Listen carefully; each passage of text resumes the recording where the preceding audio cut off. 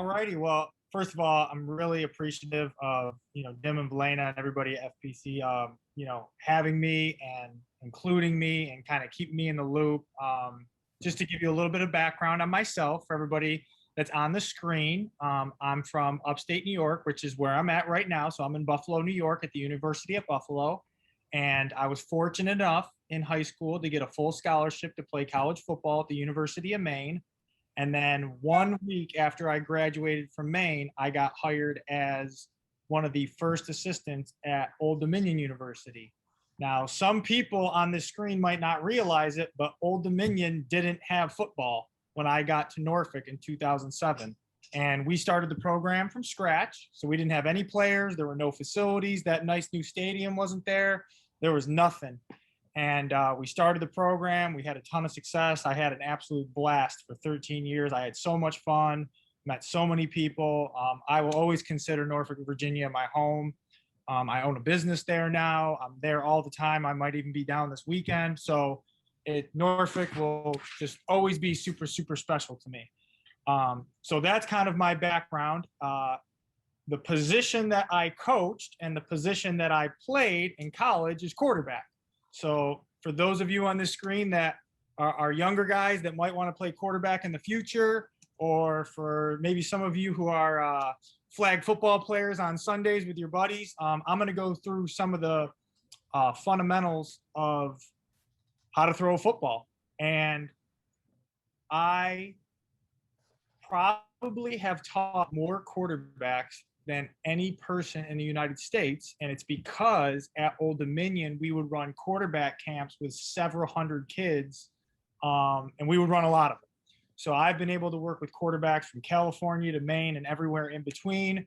Right up until I left for New York, I was training quarterbacks all the time.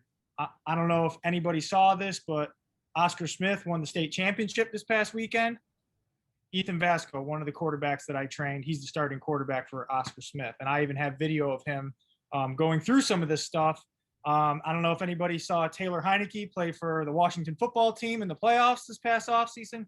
Another quarterback that I have video of that I coached at Old Dominion, talked to him yesterday. Great guy, obviously very happy that he signed a couple $1 million deal the other day. So that's really good for him. Okay. Step one, first things first, your grip. And I'm going to kind of go through some fundamentals and back you up. Now, for some of our younger guys, I'm seeing Carl's iPad. I don't know who you are, but I'm looking at you. Chris, I'm going to go through some. Hello. Oh, there we go. I love it. First of all, if you're an aspiring quarterback, you got to be taking notes. All right. So if you got a pen or a piece of paper, you got to write this down, because this is something that we're going to go over in the future and something that you can use, because, I'm going to go real quick through kind of my teaching philosophy, which is everything I teach, I want to be super, super simple. So I want to teach simple great. That makes sense? The second thing that I want to do is less. I believe that less is more. All right. And then the third thing that I'm going to talk about is always being positive, because I want you as my student or a quarterback that I teach to feel empowered by the information that I provide for you. So I want you to feel like the most confident quarterback in the world after working with me, because of the fundamentals that I provide for you. So again, whether you're 8, 18, 28, or about to be a 38-year-old quarterback like Tom Brady, or like Mr. Wood, who's about to enter the draft, the information that I give you today, you should be able to teach to your sister, and it should make a lot of sense to you, and you should feel real confident about the skills. So first things first, grip. All right. I got my football here. We're a Nike school here. I'm going to put my ring finger right in that, and I'm trying to get the thing right in that last hook right there. So if you're a young guy right there, you're going to put oh, there we go. I love it. I'm seeing footballs on the screen. That makes me, yep. So you want to put that ring finger right in that last grip right there. Okay. Now, second thing, we call it rocking the baby. So where do I hold my football? All right. I want to put that football kind of right in the middle of my chest right here. And you want to be loose with it, like you're rocking a baby. Does that make, yeah, I'm loving this. Who is this guy right here? He's the best. Carl's iPad. What's your name again? Caleb. Caleb. I love it. That's great. That's great. So you want to hold that football just like I am right here. Okay. And you can just rock it back and forth. You want to be loose with it. And just like the term that I just said right there, rock the baby. You want to hold the ball loose. You don't want to strangle that baby. You just want to be loose with it. All right. Now we're going to start getting a little bit technical. So we know how to grip the football. We're going to put our ring finger right there. Okay. And obviously doing this over Zoom is fun. This is the fun part. Okay. We're going to hold it right here by our chest. Now, let's talk about releasing the football. So step one, everybody, I want you to think of this. You're holding your football. So, and Jim's going to say I'm a liar, but you don't lie in church. So I'm going to have video to prove that I say this. I've said this in the past. It's part of my routine. If I didn't have a football, and I coach quarterbacks all the time without a football, all right? The first thing I say, so if everybody was facing me, you're facing me square on right now. The first thing I say is pray. And okay, like I'm holding the football, okay, right in my chest. Now, to kind of get the throwing motion going, the first thing we're going to do is we're going to rotate. Okay, so obviously if you're right-handed, you're going to rotate back to the right. And you want to rotate about 90 degrees all the way here so that you're almost hiding your hands in your chest. There we go. Here we go. Good. Now rotate. Are you right-handed? Yep. Other way. There you go. I love it. So let's start it over. Loosen it up. Shake it out. There you go. There you go. Shake it out. Yep. Loosen it up. There we go. Press. Put your hands together. There you go. Rotate. Other way. There you go. Now shake it out again. So we're right here. I got my football. That's the pray part. I'm going to rotate. Okay. Now, this is the challenging part. You guys are going to look at me from the side and I'm going to show you some videos. Okay. I'm holding the ball here. All right. When I release the football, I think this is a powerful way to explain this to young people. And again, in my past, I did personal training for 8-year-olds, kids right about to go to college. Obviously, I coached college quarterbacks at Old Dominion. I would pre-train guys for the draft, William and Mary quarterbacks, Norfolk State quarterbacks, guys coming out of Virginia Tech getting ready for the NFL. So this applies to all levels, all right? Imagine that there's a wall behind you, okay? See the tip of this ball? Yeah, my camera's pretty good, right? You want to put the tip of this ball on the wall behind you. So look at me from the side. If there was a wall, I want to put that tip of that ball right on the wall behind you. See how my arm's coming back like this? And I see that we're recording it. I'm recording it on my iPhone, so I'll share this with you guys and girls. I want the tip of that ball to go right to the wall. You see how my elbow's at a 90-degree angle right there? That's where I want to see that ball rest. Yes. Yep. Now get that arm away from your body a little bit. Perfect. That's really good. Okay. Let's go to a couple of these slides real quick. And I just want to show you something that I think is pretty darn cool. I'm gonna you go over here real quick. Yep. All right, here's my little slide. I think everybody, I'm gonna pull this up for you so you guys can see it. Everybody recognizes that pretty building right there. You can hit it real quick. I want to hold this real quick. I don't know how well you guys can see this on Zoom.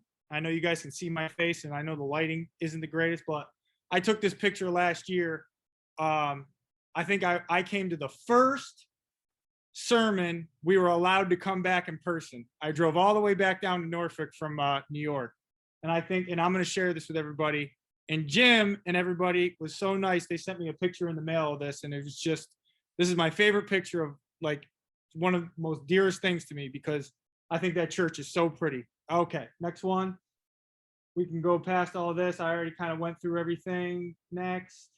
You know, and just to kind of brag on the team I'm on right now for everybody to know, the University at Buffalo, we went undefeated last year. and we went to a bowl game. We beat Marshall. We had a couple guys signed to the NFL after the draft this past weekend. So we're real proud of the team.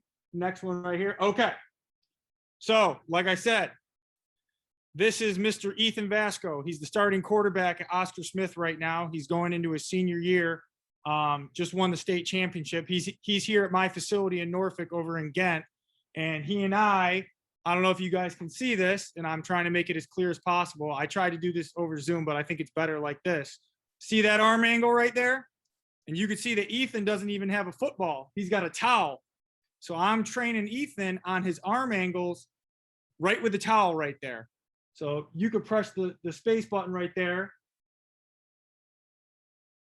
Yep. And you could see his arm angle. And this is what I wanted to show you. See how he's rotating all the way through there? You can rewind it. We'll get it going a couple times. Just play it again. There you go. So see that rotation of his arm right there coming all the way through. We can hit to the next one. Please. All right, here's me. Okay, so Jim doesn't think I'm a liar. You can push play. This is a year ago. Rotate, release, and see how I'm coming through right there. So we're going to rotate through and snap, very similar to a baseball player. Rotate, release, ball to the wall. I'm going to come all the way through. One more time. So I'm holding my ball, rotate, release, and I'm going to send this to everybody so you can see it. All right, so I'm going to come back here.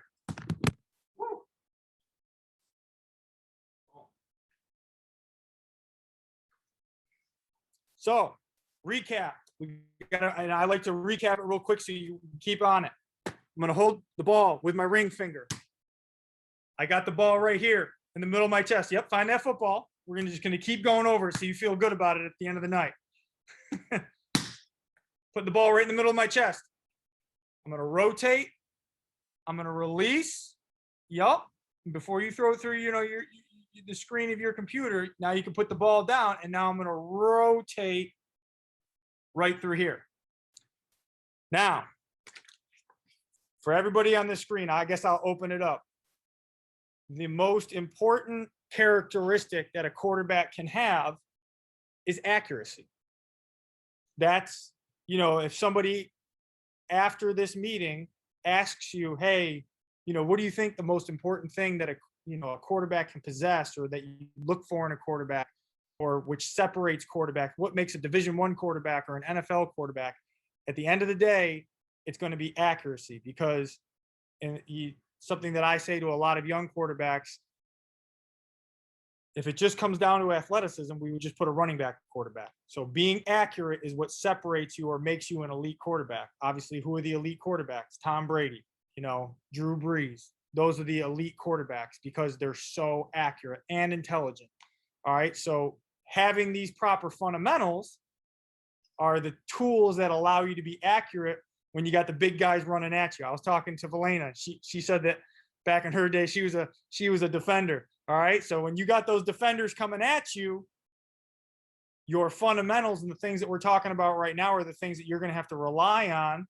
Very similar to what Mr. Jim talks to us all the time about, having to rely on Jesus in times of need. Well, in times of need at quarterback, you got to rely on those fundamentals. All right. That if you don't have those, things get real hairy.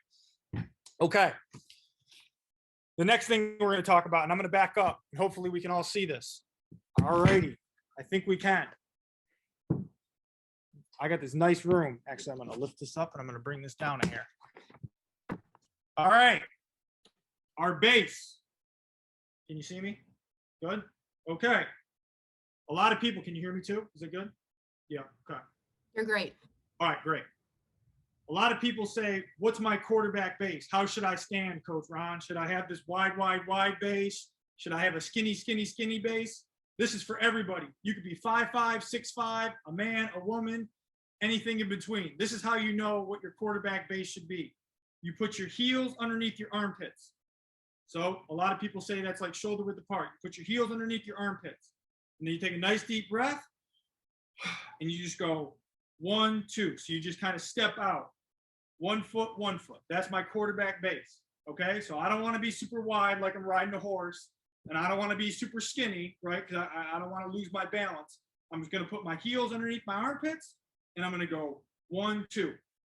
That's my base right here. That's how I'm gonna play quarterback, how I'm gonna rotate, how I'm gonna step and throw. Now, we went through the grip, we went through the rotate, we went through the release, we went through coming through here, and obviously there's a lot of details in between there. This is the most important part, okay, to becoming how I would term it, supremely accurate. When you step and throw, you want to step with your opposite foot. So if I'm right-handed, I'm going to step with my left foot. If you're right-handed, you're going to open up with your left foot. I'm going to open to 90 degrees. So when the tip of the ball goes to the wall, my left toe opens up to 90 degrees. Okay? So it's just going to be one nice motion like this. So I'm holding the ball like this. Okay? Nice and pretty. As this ball comes back, my left toe opens. I'm gonna go back to the video right here and show you something real cool.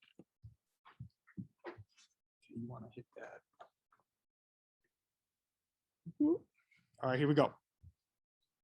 We can go to the next one, and we can hit the next one. We're good with this one.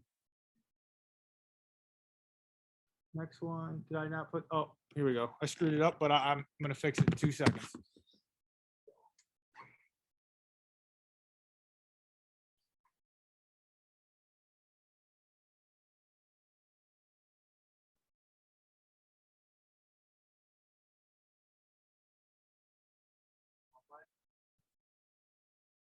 There we go.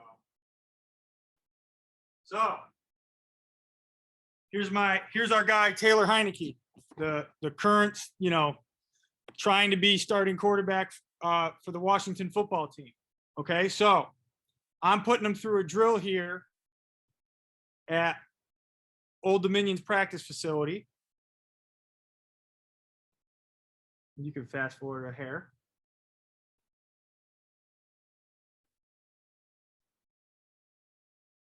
Beautiful. This is how he and I typically trained. Just, kind of going through things, figuring out our fundamentals. Okay. See the base right there, everybody, that we just went through? Now he and I are going through a specific drill here, but the purpose that I want to show you this film in is watch my left foot and watch his left foot. Now, obviously this is a high-end drill that, is designed for an NFL quarterback. So you're going to kind of see the speed that I do it at and the speed that he does it at. You can fast forward it a little bit more. There we go, right there. Beautiful. Okay, so right here, what he and I are working on is called a quarterback drop. And then we're stepping up in the pocket. But the thing that I really want you to see, and you're going to see me go, and then you're going to see him go. You can see the tempo, we're stepping up, and then we're throwing. And now you're going to watch Taylor do it right here. So this is really cool to see. And you can watch the tempo and speed of his feet as an NFL athlete. And it's funny how even an NFL guy, has to manipulate his feet a little bit. And then watch his left toe when he has to step and throw. See that left toe open up? That's critical. And that's what made him so accurate. Show one more rep of it, and then we'll move on.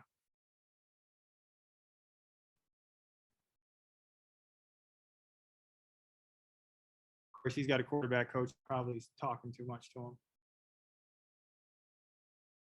Up, up, up. You step up. This is perfect. Watch his left toe when he's about to throw. It's going to open right up.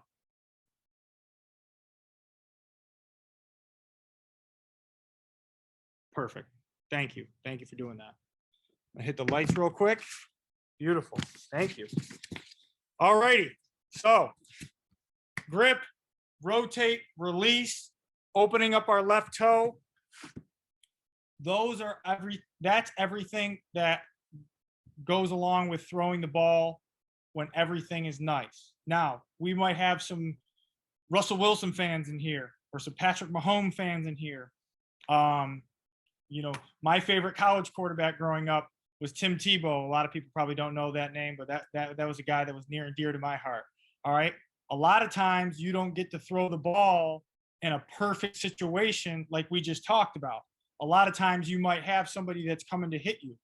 And there's kind of new terms these days that are popular called arm angles. So nowadays, if I got someone who's about to hit me, I might have to throw the arm, throw the ball kind of like from this angle or from this angle or from this angle. And for you younger quarterbacks that are on the screen right now, we call that off platform.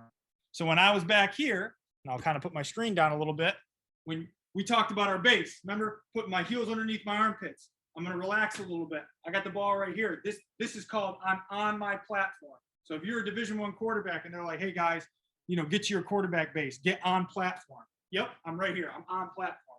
Everything's going well. When I'm running for my life and I got to make a throw on one foot right before I get sacked, we call that off platform. All right. And for a lot of you young people that might be on here, or maybe there's some softball players on here or former baseball players on here, it's very, very, very similar to being a shortstop or a third baseman, where a lot of times nowadays in the way that football is played, I got to catch that ball and I just got to release it as quickly as possible. So a lot of the fundamentals that we teach at quarterback, there's kind of fundamentals for when everything is what I call San Diego fundamentals. Everything's 72 and sunny, right? And then we got fundamentals for, Buffalo weather when it's 33 and raining every single day. So those are some things for some of the younger people when we're talking about throwing a perfect spiral. Now, that's what everybody wants to know about. How do I get that perfect spiral? Okay. Index finger. Going back to the beginning, because we always want to teach simple, great, less is more. We talked about we're going to hold that football with our ring finger right here. I'm going to put my ring finger right in that last lace right there. I want to hold the football in my fingertips. So I don't want my palm touching the ball. I want the football in my fingertips. Okay? That allows me to have a little bit a better feel for the ball. Okay? The last thing I'll say is when the ball releases off my hand, the last finger it should touch is my index finger. So if you really want that ball to spiral, don't over grip it. Hold it in your fingertips. And the last thing that football should touch is your index finger. Now I'm going to go even more specifically. I'm going to teach it without the football like I do with a lot of the young quarterbacks that I train. I pray, I rotate, I release. So I got the football in my hand right now. You can almost see like I got an open hand. As my hand comes through, I want my hand to finish like this. I'll try to turn my angle a little bit. My hand should finish down and out. So my hand is going to rotate here, and then it's going to flip at the last second. And that's why we do so much towel work, where I'm holding a towel and I want to whip the towel. I want to whip the towel. Again, going back to some of y'all who might be baseball players, very similar action. I want to, my arm should be a noodle. Yes, I like it. I got some noodle arms going here. This part is the fun part. So guys like Russell Wilson, Patrick Mahomes, who have extreme arm talent. They just have Aaron Rodgers, our Jeopardy guy, has awesome arm talent. All right. We might not all be born with that same arm talent. Not everybody was born, physically gifted like LeBron James or Russell Wilson or, Tom Brady, who just has elite arm talent. So what we've got to do is we've got to enter science. So this is the science behind using what God gave us, which is called the ground. All right. So for us mortals who have regular arms, all right, guys like me, all right, but hey, still play Division I football, still play Division I quarterback. You can do it by using science. So what is the science? And I wish I could see the ground better, but I'm going to make it happen. Okay.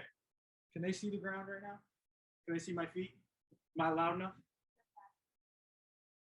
Perfect. Okay.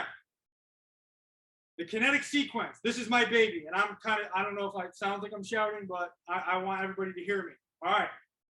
So I went out to San Diego. I went out to California. I'm a big believer in constantly learning. I always want to learn. I always want to evolve. I'm always trying to steal great things from people that are smarter than me. All right. I listen to Jim every Sunday, and I'm trying to steal things from his sermon, and I'm trying to put them into my life, and I'm trying to put it into the way that I teach. Well, this is something that I stole about 10 years ago that I truly, truly believe in. I tinkered with it. It's kind of this can really help you understand how to gain velocity on your throws and have a Division I arm. The kinetic sequence, the science behind transferring energy from the ground to the tip of your index finger. Because remember, we talked about the last thing that you touch that football before you release it is your index finger. Ring finger on the ball. Right here, rock the baby, right? Rotate, release, rotate, whip, crack. All right, well, where are we going to get our energy from? We're not going to throw the football standing still. We're going to get it from the ground. All right, so very, very simple steps. Ground foot. I want my back foot. So if I'm right-handed, my right foot, that thing is in the ground. Okay, that thing is in the ground. And as I step to throw, okay, and that tip of the ball goes to the wall, all right, and as I rotate, that energy is going through my hips. So we say ground foot, hip, hip, release step, rotate, whip, crack. That is the kinetic sequence. A lot of young quarterbacks that I work with, instead of pushing off the ground, they lunge. You lose all of your energy. We want to leverage the ground, so I want to push into the ground. It's very simple. If anybody on this screen that's done a back squat and you push through your heels into the ground, same science. I want to push that energy into my back foot as I push and step. Now that energy is going to go through my hips as I whip, crack. All right, and you could probably tell how much velocity is going to be behind my ball when I get all that rotation. People that love golf, playing quarterback and the science behind throwing a football is like blending a golfer and a pitcher and a tennis player. Okay? A golfer is going to have that big rotation. We need that rotation, right? A pitcher is going to have the whip crack action. Obviously, a quarterback, I got to be able to move around a little bit. I got to be able to move in the pocket like a tennis player, all right? So last time, the kinetic sequence, ground back foot, okay? The energy is going to go through my hips. I'm going to release step, and then this is the final part.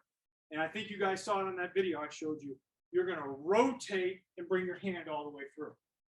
So that's when I work with 8-year-olds, 10-year-olds, 12-year-olds. And then I even work with, last year at this time, I was working with William & Mary starting quarterback.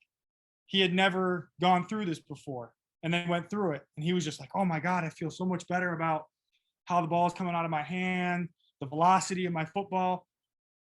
It goes back to ownership of the fundamentals. If you own these fundamentals, you start to gain confidence because you're like, oh yeah, this makes sense. I can do this. It's not that hard, and it becomes fun. So kind of bringing it all together, the simple fundamentals of holding the football, releasing the football, stepping, rotating, and finishing. Those are the ingredients to throwing a perfect pass. Now, I'm Italian. I love good restaurants. Your passes are fundamentally going to be as good as your ingredients at times. All right. So we'll have different levels of how well these passes come out, but those instructions right there will get you to a certain point where you start to feel good about it. And then it's like anything, the more you practice it, the better you get at it. Okay, now there are some things that I think are interesting when we talk about quarterbacks. Okay, what are some of the things that a quarterback has to do at the Division I level that might be unique that you've never heard about? Well, I'm going to take you through real quick, and some of you might find this interesting. If you're a Division I or NFL quarterback, okay, well, what are some of the things you have to know in a game? Okay, and what are some of the things that you have to do during the week to prepare? Because some people might not know this. Okay, well, first of all, you got to know the entire playbook, and you got to know what every single person on the team does. All right, so here at the University of Buffalo, that might be between 150 and 200 different plays. All right, I'll say a play real quick so that you guys would understand. So the offensive coordinator will give him the play, and he'll be like, flip, rip, wrap, right trio, 264, Y corner, Z post, Y shallow. You've got to hear that and just repeat it to the rest of the guys right now. Flip, rip, wrap, right trio, 264, Y corner, Z post, Y shallow. All right, that's just one play. You got to memorize all 150 to 200 of those, okay? While you're being a student in college. Does that make sense? You've got to know what's the down and distance. Is it 1st and 10 or 2nd and 10? That's like Jim or Valena not knowing if it's, Easter or Christmas sermon. You got to have the dates right. I got to know if it's 1st and 10 or if it's like 3rd and 7. Does that make sense? All right. You have to know what time of the game it is. Meaning this, if it's the first quarter and my Buffalo Bills are playing the Miami Dolphins, I don't need to be very risky with the football. If it's the 4th quarter and we're down by 7 and there's only a minute left to go in the game, well, I'm going to be a little bit more risky with the football because we got to score to tie this game up to possibly go into overtime. These are things that you've got to constantly be going through in your head as a quarterback that all have to happen in 2.5 seconds. You've got to know the situation of the game. You got to know the down and distance.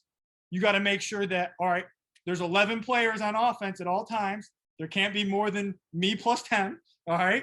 You got to know what formation we're in, which I know I'm going fast with football jargon, but we got to know what shape we're going to be in. I got to know the down and distance, the play. And then kind of going back to other sports, why is the position of quarterback the most difficult position in any sport? Because you're playing your sport with a 250-pound man trying to hit you with no rules. That's why it's the hardest position in the world. You have to do all that thinking, and you have to be super cognitive with someone running at you full speed trying to hit you. So that's what makes it a really, really difficult position. A typical day for our quarterbacks here at the University of Buffalo, they have to be in the building at 5:30 in the morning. And this is, take COVID out of it. Probably in the building at 5:30 in the morning. They're going to take their supplements and what's the stuff they take? Well, yeah, their vitamins. I'm sorry, I'm losing my mind right now. They take their supplements, their vitamins. They're going to go to breakfast. You're going to have a team meeting. You're going to have a quarterback meeting. And then that will take you to about 8 in the morning. So you get there at 5:30 in the morning. You got a team meeting, a quarterback meeting, maybe an offensive meeting. You're going to have practice from about 8 to 10:30. Okay. When you get out of practice, you might have to go to the training room. Maybe you got a couple bumps and bruises you got to take care of. You're going to go to lunch. You're going to go to class from about 12 to 4. You're going to come back over. You're going to have another quarterback meeting. You're going to go over the film, and then you're going to get basically all of your homework for the next day because you got a bunch of new plays you have to know for tomorrow. That'll probably take you till about 6:30. You have dinner. You're going to go home, do what schoolwork you got to do, and that's it for the night. So when you're a Division I quarterback or an NFL quarterback, you don't have a lot of free time. It's definitely a full-time job. And just understand, for the young people on the screen, if you have aspirations of playing D1 quarterback, starting August 1st to December 1st, that's every day. There's no, that's every day. They have rules that say it's not every day, but it's every day. If you want to be good at it. So that's kind of like the life of a Division I quarterback, but it's an absolute blast. Seeing obviously I follow a lot of the teams in Virginia up here in New York, and to see, all the happiness that those players had, Oscar Smith winning the state championship. That's what it's all about. Being a teammate, being part of an organization, being part of something, just like being, part of the church. You feel great going there because you see people and they're your friends and you love them, and you learn about different things. It's good. Now, before we go to questions, I don't know if Jim's still on here, but I have a video that I want to show everybody that I think is special, that as I was going through my quarterback notes, I don't know if you're allowed to say hand to God, but I swear that I had something written down from Jim on my quarterback notes. And now these notes, this is 1, 2, 3, 4, 5, 6, 7, 8, 9, 10. These are, did I say 12? 12 pages of quarterback notes that I had just from this past year, is talking like fundamentals. Okay. And where do I got it written down? It was Jim Wood, May 3rd, 2020. Every face will flinch in the face of a fist, but it's the second look that tells you the make of a man. Okay, so hold on one second. I know this isn't the best thing on earth.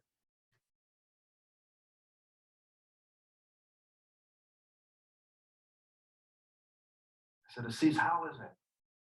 What is it that you stay so filled with joy? And he looked at me and he said, Jim, Jesus is our joy. His resurrection is power. Every face will flinch in the face of a fist.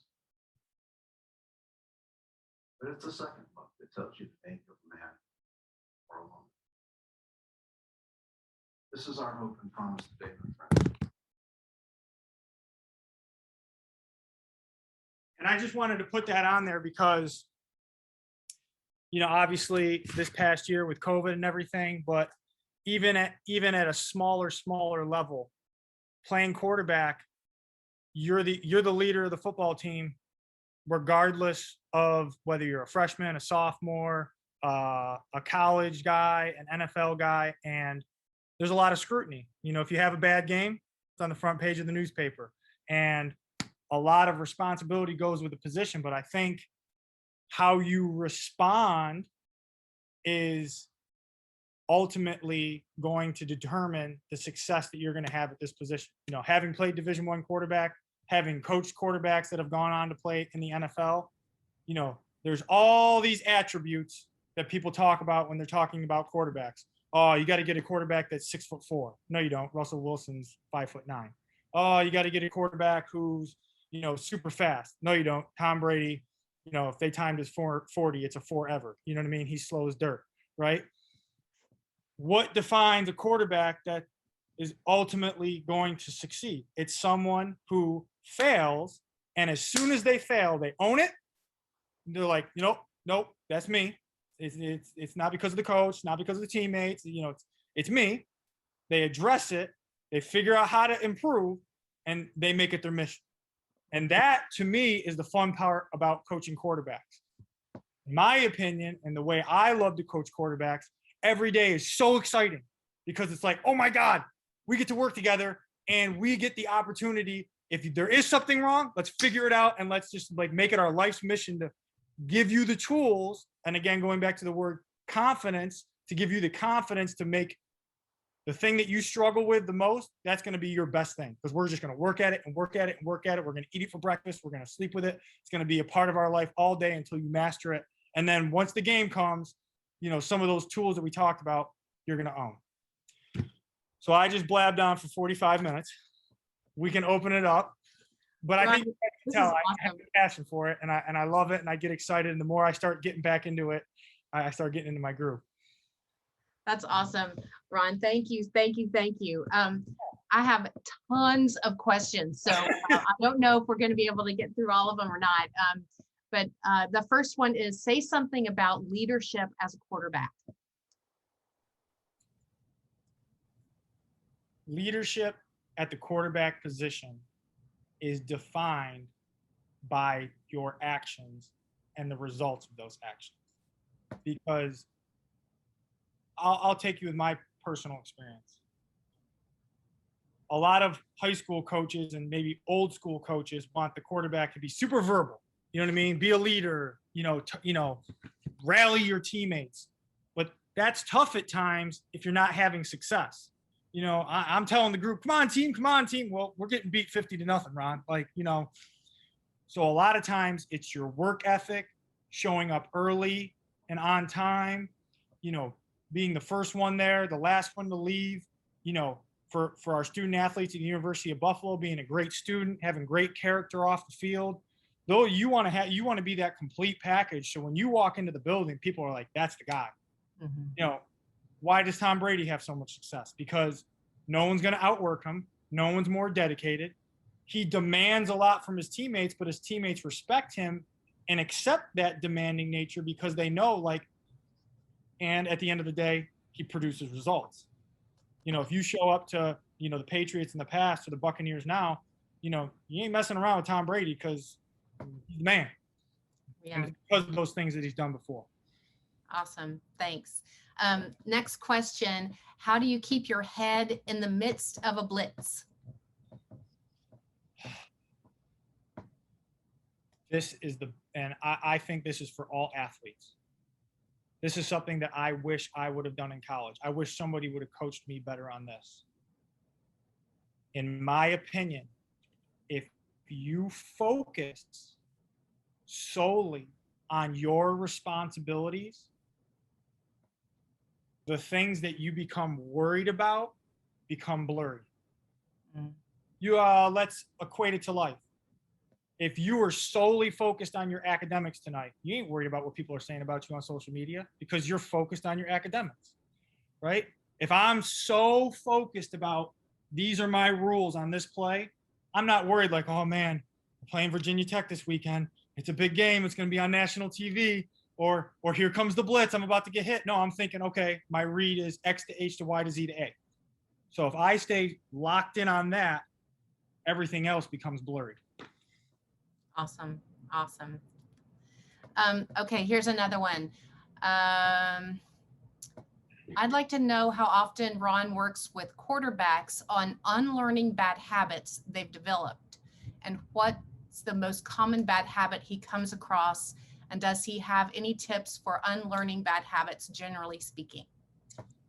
Yeah, and I think that unlearning bad habits and things of that nature go back to, I have a coaching philosophy that on all my camp shirts, I put it on all my shirts, at the quarterback camps that I run and things of that nature. And it's perfect or it's wrong. If you have very sound fundamentals that you believe in, maybe just 10 things, and we're going to do the same 10 things for the next 10 years, and we're going to own them. We're going to master them. We're going to do simple great. Less is more. Well, you unlearn bad habits by, obviously these drills need to be proper, but by just mastering the fundamentals and just doing it over and over and over again, videoing it, getting with a qualified coach that teaches you things to do the right way.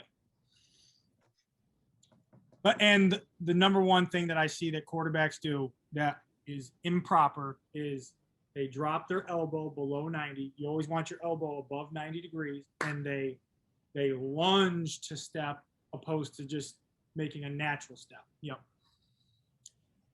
Awesome. Great. This makes a lot more sense in person, by the way, for everybody. All right. What's that? I said this makes a lot more sense in person. You're making a lot of sense right now.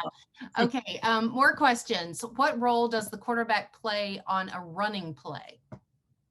Well, depends. Now, I'm assuming everybody knows the concept of shotgun opposed to under center. Shotgun is when the quarterback stands behind the line and they snap it to him in the air. That's shotgun. All right. under center is I'm literally going to go under the center's rear end and get the ball. Whether you're in the shotgun or under center, if it's a running play, your fake as a quarterback is your responsibility. You've got to make one defender account for you. So if your fake stinks, if you just hand the ball off and you just kind of like, oh, it's not a pass play, I'm just going to hand the ball off and take it easy. Well, that extra defender gets to tackle your running back. So that's the role of the quarterback on a running play. Okay. So what's the relationship between a quarterback and the center? Well, they got to be best friends because the center ultimately decides your health and wellness. All right. And the center needs to be the smartest player on the team other than the quarterback, because he's got to know every single defense. He's got to know all the blocking schemes. You know, there's 5 offensive linemen. All right. The center, I'm not going to show you the middle, but the center's in the middle. Okay. He's a lot of times telling those other 4 jokers what's really going on. All right. So, you know, his 4 other buddies might not be splitting the atom, but he's got to be the guy that's the smart one, kind of keeping the whole group together. So the communication between a center and a quarterback needs to be seamless at all times. That's why the quarterback's always taking them out to dinner, always buying them extra food, because linemen like to eat. Yeah. Okay, great. What's the most important role a coach has? The most important role that a coach has is probably emotional. You know, I'll just speak from my experience. It's easy to be a quarterback coach when things are going great and you're winning games and you're going to bowl games and quarterback's throwing for 500 yards. But, you know, it's your ability as an adult to pick that young man up when he doesn't have success and get him back to the player that you know he's capable of being, and believing in him, and to the point where he knows you believe in him. And that, again, gives him the confidence to come back and be like, all right, I failed yesterday, but that has no indication of who I'm going to be in the future. And of course, you got to show him the tools and take him through it. And you got to hold him accountable. I'm big on accountability. But I think when things are tough, that's when you've got to be the best coach. Awesome. So how has your faith shaped your coaching? Faith. Well, I know we're up against the time, but I'm going to make this story 20 seconds. I connected with your church by accident. I was reconnecting with my faith. I grew up Catholic and went to church all growing up, went to college. And then when I moved to Norfolk, I didn't connect with the Catholic Church in Norfolk, just for whatever reason. And I remember the first week in January in 2018, I went to go to another church. They said that they were having their service at 10 and they weren't open. So I just kept going down Colonial and I just walked in, you know, and I met everybody and I've been hooked ever since. And, you know, I had so much fun and success at Old Dominion, and obviously everybody on the screen. 2019 and 2020 has been a ton of fun. And I say that, you know, obviously in jest, kind of joking, but my faith when things get tough has made me have fun with what life gives you. You know, in 2019, you know, my career ended at Old Dominion. I had fun with it. In early 2020, you know, I opened a business in Ghent, and then COVID hit. I had fun with it. And then I found out after opening the business and after COVID hitting, I got a job in Buffalo and I was moving. I had fun with it. And then they canceled the season because of COVID. I had fun with it.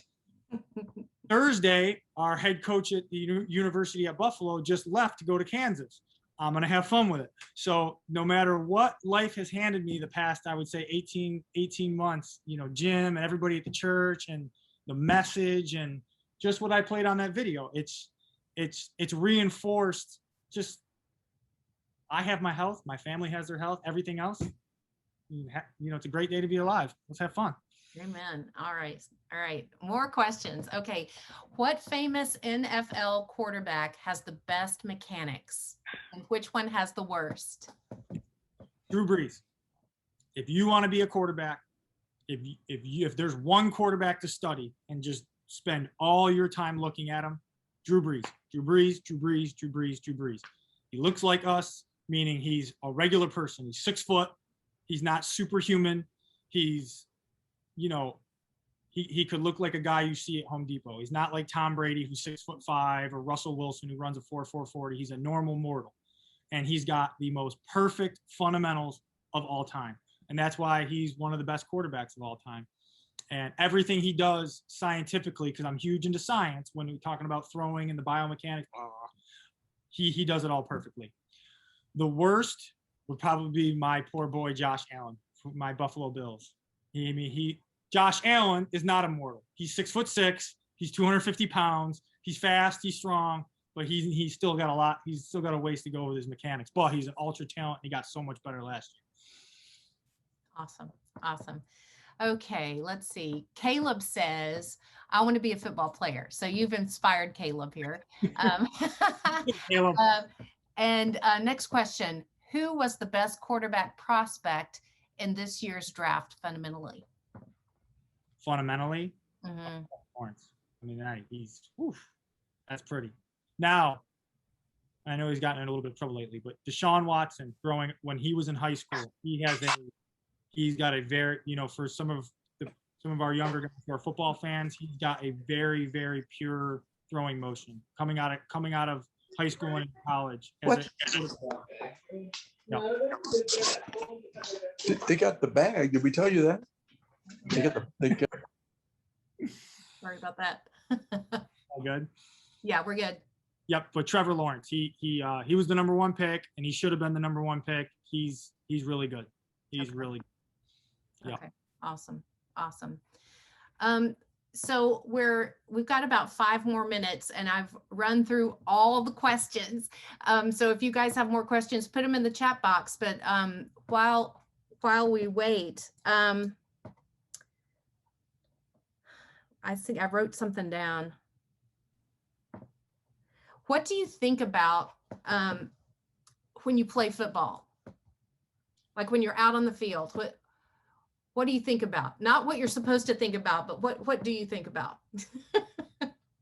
That's actually a great question. I think truly you think about like what you think like a young person thinks about. Like every once in a while you're like, oh, like where's my mom in the stands? Or like, wow, that guy looks pretty big across the field. Or what does my uniform look like? Things of that nature. And that's kind of like what you think about every once in a while. And then obviously you get refocused on what you're supposed to be focused on. But I will say this, a lot of times when you're playing football, because it's an outdoor sport, you're thinking about the weather, especially when you're in the fall. Like I played at the University of Maine. I was thinking about like, I can't feel my hands. It's 20 degrees.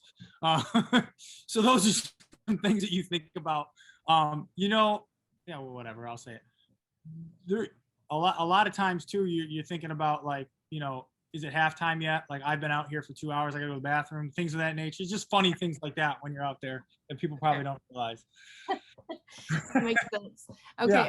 Another question that came in: when you are playing in a big game, do you hear the fans?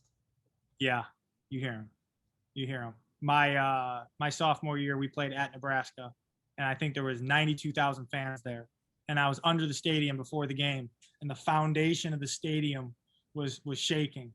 You hear it. And I was in the huddle, and I was screaming the plays as loud as I could possibly scream them, and they were this far away from me, and they couldn't hear me.